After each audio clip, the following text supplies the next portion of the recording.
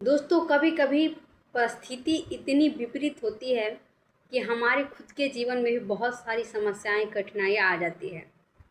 सामान्यतः लोग यही सोचते हैं कि दूसरों की वजह से हम समस्याएं भोग रहे हैं और इस तरह से अपने मन में दूसरों के प्रति बैर भाव पाल लेते हैं।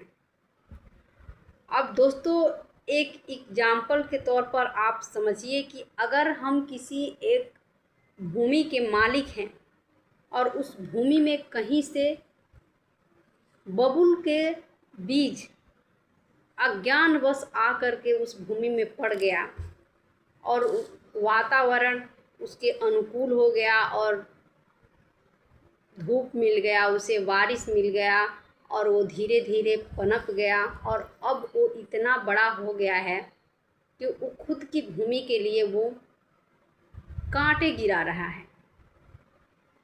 तो आप किसको दोष देंगे? उस सूर्य के प्रकाश को, या बारिश को, या उस बीज को जिसका प्रकृति ही वैसा है?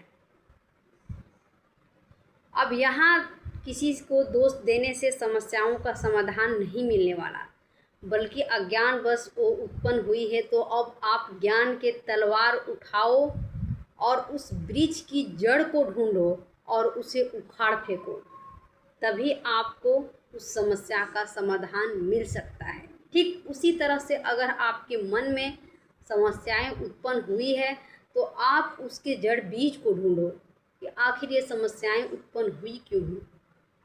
क्योंकि संसार के लोग सिर्फ निमित्त होते हैं, कारण तो हमारे संस्कारों में होते हैं।